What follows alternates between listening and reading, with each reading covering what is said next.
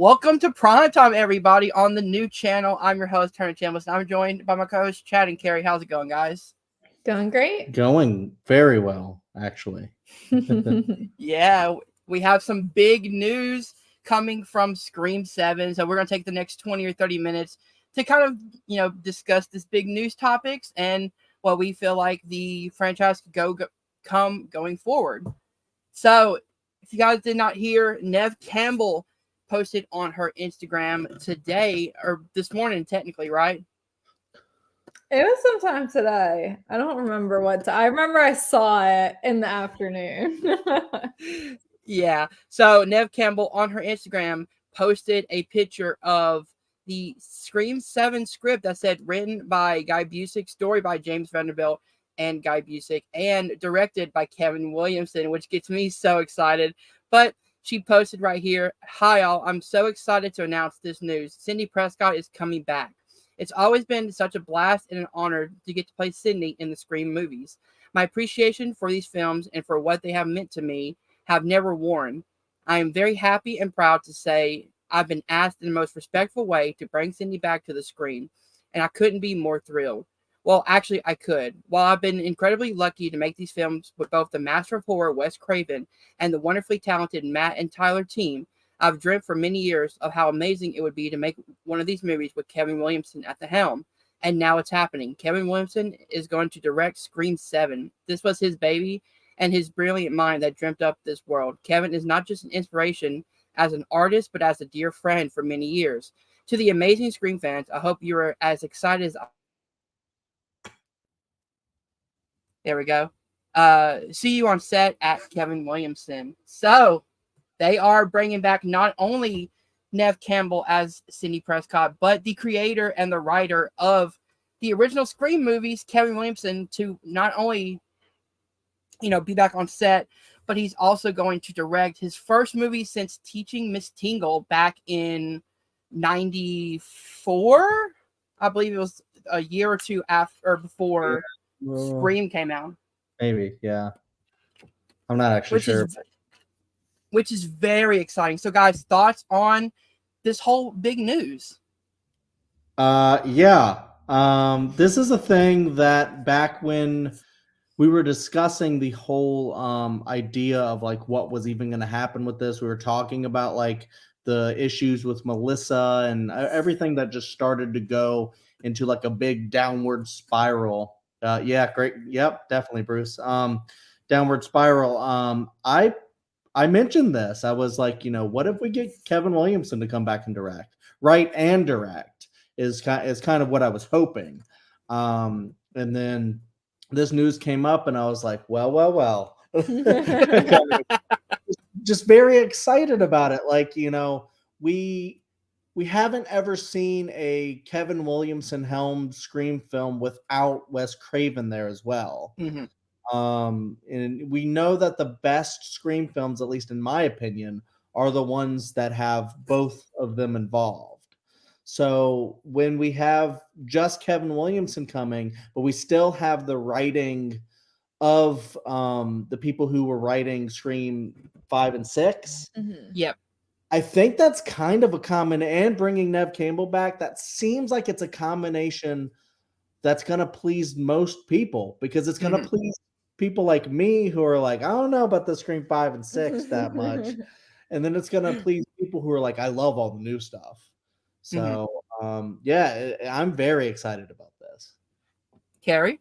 Yeah, I was like, I saw Neve Campbell's post, and at first I was like, because she starts off with like Sidney is back. So I was like, oh my gosh. So the Scream 7 is proceeding. I was like, wait, let me read the rest of the post before I tell Hunter and Chad, who were like my first messages about it. And I was like, Kevin Williamson is directing it. Like, I went from thinking this movie was basically dead in the water after Christopher Landon left it to I'm so excited. I don't think there's anyone else who could do the movie at this point, and he's going to be so perfect for it. Yeah, I mean, the last time we were talking about it, well, me and Hunter, I believe, because Kerri was busy, I think, We were talking about Christopher Landon coming to do it, and then we're just like kind of bummed, like, all right, well, I guess I was that. like, there's no one else who could do it now. And I was so excited for Christopher Landon, I'm not gonna lie. Me too. I think people were kind of like, you know, when I was throwing out the idea of Kevin Williamson directing, people were like, I don't know about that, Chad. I probably said that because he hasn't directed anything in 20 years. Yeah, so long. But and we were theorizing maybe he doesn't want to come back to the screen, like he wants to do other things, like he just did Sick. And he didn't direct Sick. This might be. This might be the perfect way. Honestly, that's the thing though, is because in 5 and 6 they've been hinting at a Stu return all the time. Yeah. And so I don't know. I mean, so we still have the writing of those two guys that have been hinting at it a lot.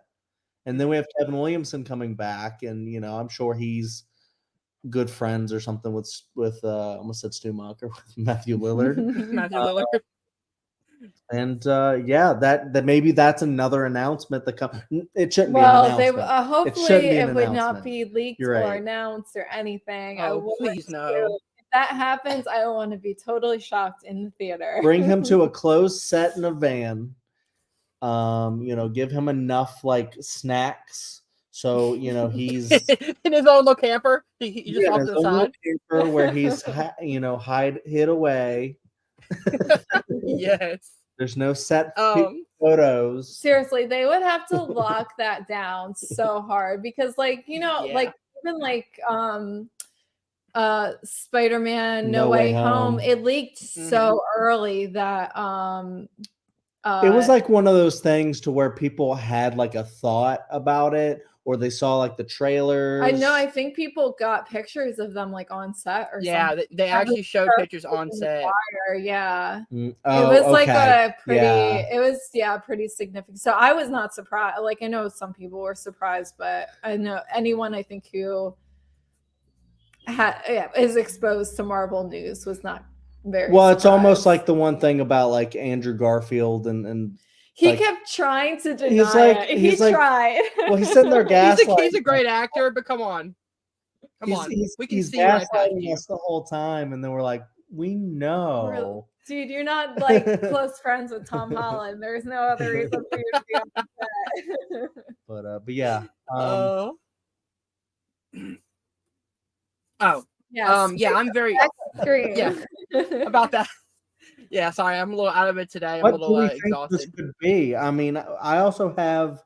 Well, I'm really curious for one because you know it's the same script writers who were lined up, I think, to do Scream 7 originally when Christopher Landon was going to direct it, and when Jenna Ortega and Melissa Barrera were both going to be in it. So I wonder how much editing they've had to do the script if other people are just going to be filling in Jenna and Melissa's shoes or something, like some of the other characters, either like Neve and Courtney or so like do you think it's going to be more of a continuation of what they were doing in 5 and 6, or do you think since 6 kind of had a pretty good clean break that maybe 7 they'll just try to go to where Sidney is and just have a story there? I think that would be the smart thing to do.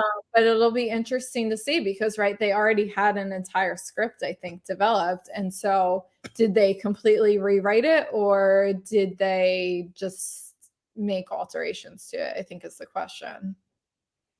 So with Kevin Williamson coming in to direct and not write, what gets me excited for this, and someone on YouTube brought this up, it was like, what in the script did he see that made him really excited to come in and direct and not want to take control of the writing process of it? We've known though for a long time that even when Kevin Williamson comes in and he's not like a writer on the movies, not credited with that, he may still have involvement and write some sort of treatment. You know, I mean, he did the same thing for like Halloween H2O, and he's not a credited writer on that, right? He just basically wrote a treatment for it. Yeah, I can't remember. And If he's so actually credited. Yeah. it's one of those things to where when Kevin Williamson has, he touches a script, it's like a golden touch. And Mhm. when he does that in like H2O, you can feel it. You're like, this feels like a Kevin Williamson Mhm. movie, Yeah. even if it's not credited. So I don't know. I'm not saying he should come in and like step all over them and go, no, change this, and act like a big studio and try to change Mhm. stuff. I'm sure he'll be very respectful of like whatever their ideas are, but I could see this as a thing where he comes in as the big director and the guy who crafted the original Scream and being Mhm. like, hey, Kevin, do you have any notes for us? Because they're probably Yeah. fans. They'd want to see Yeah. what he thinks. Well, I'm sure, and especially him being in the director role, I'm sure he will probably touch at least parts of that script, if not. Yeah. Because I don't know if like Teaching Mrs. Tingle, I haven't seen it. I don't know if that's like necessarily supposed to be like a great movie or anything. I don't know how It's a cult classic. I'll say that. I don't know how his like directing skills Right. are, but Mhm. I'm hoping that he's learned enough like from like making Craven films that he can come in and like really give us a Kevin Williamson feel with some awesome like radio silence touches, even though radio silence Mhm. aren't there, but with I don't know, the Vanderbilt and the Busick, they Yeah. don't have like a team name, but they're like, part of the team. They're Yeah. part You, of Radio Silence. And what's cool is both Matt and Tyler do have producer credits for this movie as well. oh right, okay. Yeah. So, and I think Kevin, with those producers on board, with that writing team, his Mhm. own experience in the franchise, his own experience in the industry, and then a big studio behind them, I think this will definitely be a major success. And the one thing that gets me really excited and going back to it is like, if Kevin Williamson was coming in, why is he not writing and directing, which he normally would do? Because he wrote and directed Teaching Miss Tingle. My thought is he read the script and there was something in there that he really liked, where he wanted to jump into the directing chair instead of just being a regular writer and taking over the script. So one, Yeah. I'm a huge fan of the writing in Scream 5 and Scream 6. I think they really, focused on the characters more, and they gave us more characters to root for. So if they did that with Cindy, and my theory going into Scream 7 is this is going to be focusing on Sidney and her kids and her family being targeted, and what that does, kind of transitioning from where we saw Sidney as a teenager having to fear for her life, now being a mother, and what does that added element do with Ghostface now going after her kids and her husband, and now it's more of a full circle moment, which I really hope they go that route with it. Yeah, well, and I could see if they do wind up focusing on her family. I mean, I think it's extremely probable we could get Patrick Dempsey in this movie. He just did Thanksgiving, so he's obviously open to the horror genre, and he has been for a long time, but he's showing that he still is open to the genre. Yeah, I mean, at this point, it'd be weird if he wasn't in the movie. They'd have to write in some sort of divorce, or well, that's if maybe they he's show called her away. family. They could have it similar to 5, where they kind of just leave family untouched. I think that would not be a great way to go. So I hope they don't do that. Of course, you could be I right. hope at a minimum we get like a cameo or something, even just like a scene. I would love it to be like some sort of like Scream 7. It's at the would it be Prescott now if she marries him? Well, it depends on if I think she still went by Prescott when were they married? I don't know if it said that they were married. Well, maybe in Scream 5 it said that in Scream 5 they mentioned Mark Kincaid. She says I'll keep him, so they never say whether he's married or they're just a long-term relationship.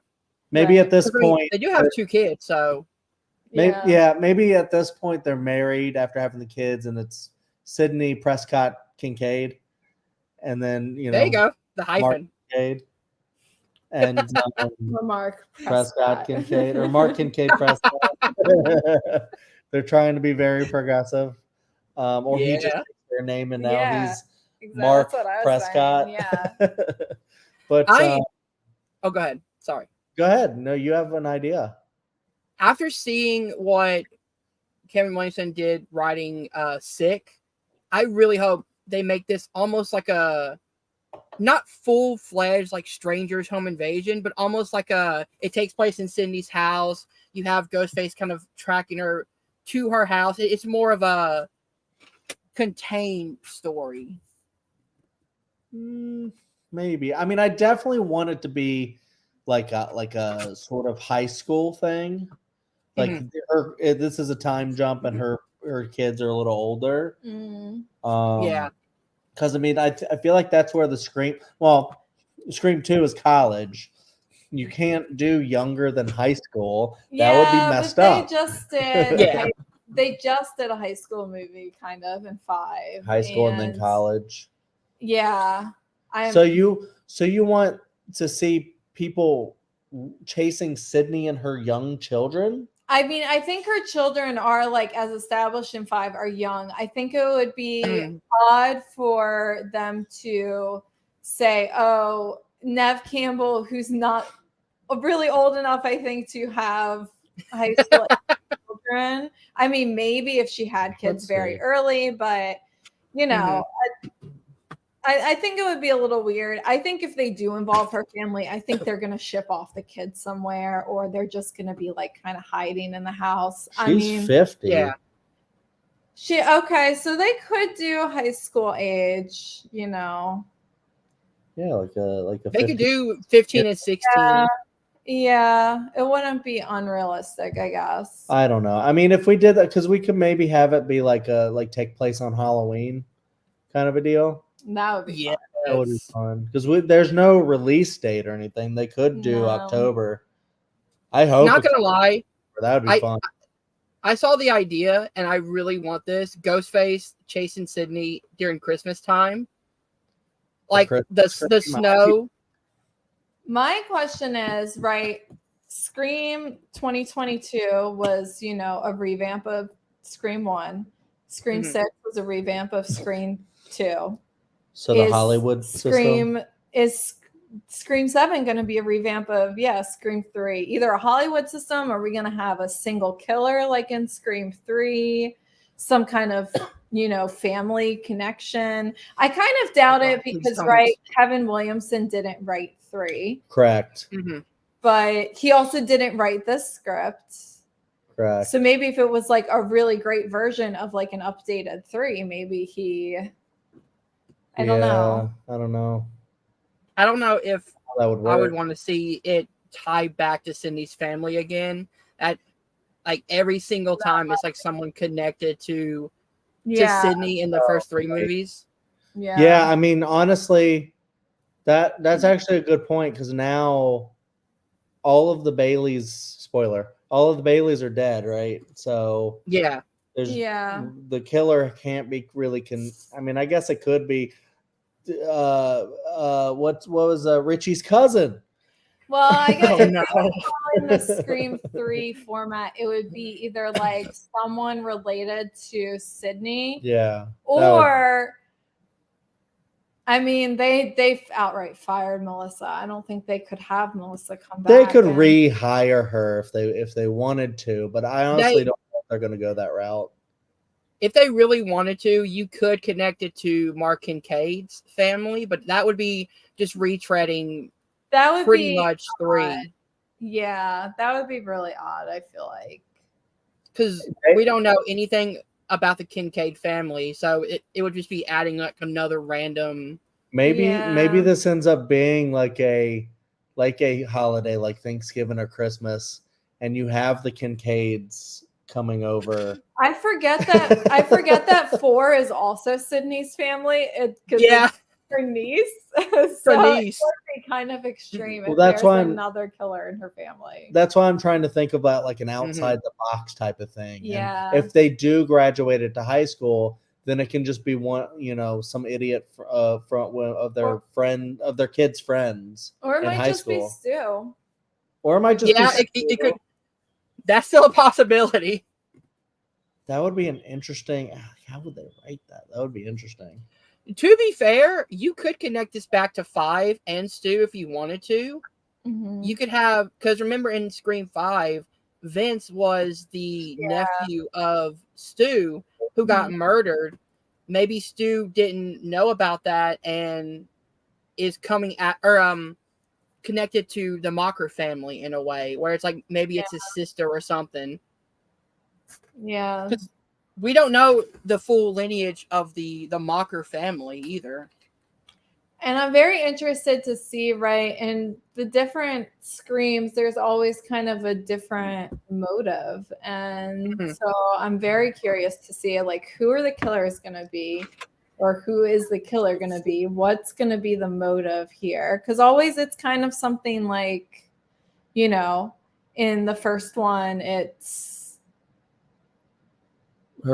Maureen slept with his dad. Yeah. His dad, and the then his second mom left one, him. it's kind of like revenge. Revenge for killing Billy. Yeah, but also the quote Mickey, in Mickey's eyes, it's like, oh, I want to be on wants trial. to be famous. I want to be famous. So, to me, an interesting way they could take this is Sidney's book is popular in Woodsboro and like more likely around the world now, considering it's been out for a while. It's she was doing a press tour for her book.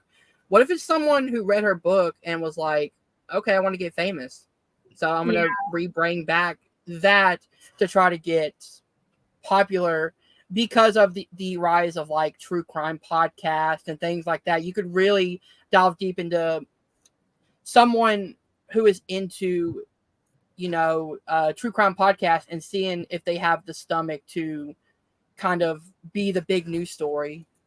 I think a podcasting angle would be really interesting. Yeah, definitely podcasting, because I mean, you had toxic fandom in Scream 5, or like documentary style, anything like that. Yeah. Like, well, I was gonna say, I was getting to you. Sorry. Could no, you don't. You apologize.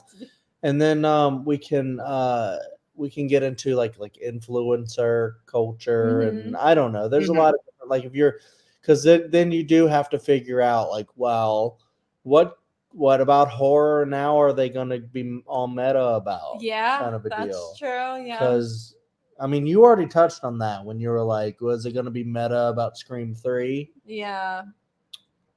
But if we don't like that idea, then they got to be meta about something else that's going on in horror right now. Yeah, and I feel like they've already touched on like kind of the what is it called? Not when it's a remake. Requel. They already touched on requels. Yeah, I mean, I guess unless like you're right, and now they changed format like George Romero did with Diary of the Dead. And I don't think they found changed. footage, I don't think they do found footage. Or maybe they do something like Leslie Vernon, Rise of Leslie Vernon, kind of like a documentary style, kind of, or they're making a movie. Or I could see it kind of being like interspersed with like little documentary type thing. It could be like these kids are a little bit older now and they're making a documentary. Oh, you could go the ultimate meta, because Scream 7 and Wes Craven's New Nightmare is the 7th Nightmare on Elm Street film. So if you wanted to, you could pay the ultimate homage to Wes Craven and have Neve Campbell come back as Neve Campbell. Actor, in the movie. That would be like Hunter. I would love that so much. Honestly, that's like the best thing I've heard. That's such a great idea that I don't think Vanderbilt and Busick are going to think of it. I don't think that they're that brilliant to think about. I think that's a Wes Craven move, and they're not going to go that far. It's so off format for Scream, because like really is.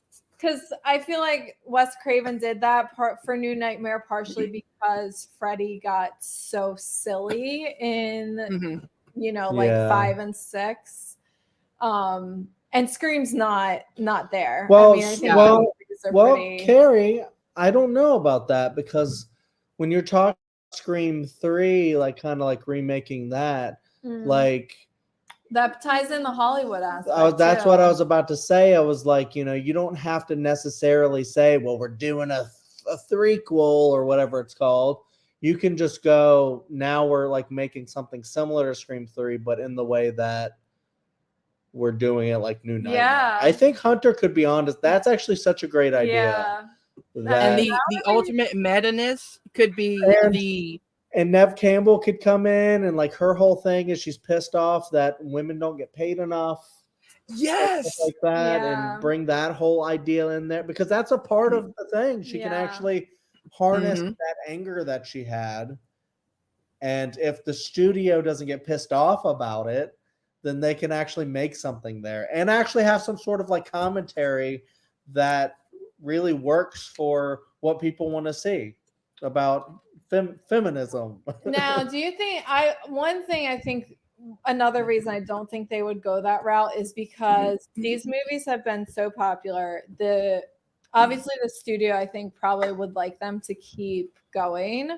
And I feel like a very meta film like New Nightmare, I feel like that's a franchise ending movie. Like the only movie we've gotten in the Nightmare universe since New Nightmare, the only two we got were Freddy versus Jason, which is kind of like its own separate thing, and then the remake. And it's kind of like, where do you go? You can't really make a new Scream movie after you get so meta, I feel like. Well, that's I think that might be the point.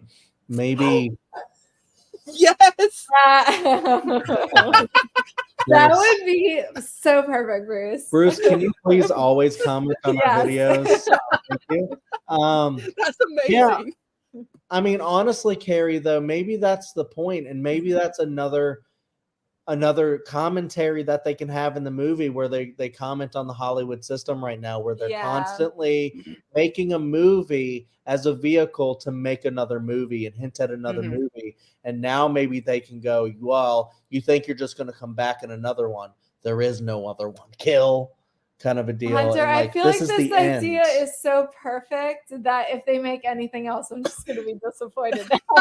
Hopefully, maybe they'll end it here as like we almost screwed it all up, and there was going to be no one anyways, that we're going to make another one. It's going to be phenomenal. Everyone's going to love it, and we're going to end it for a while.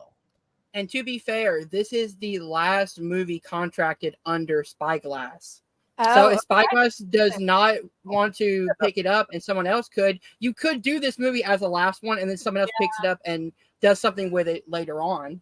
Yeah.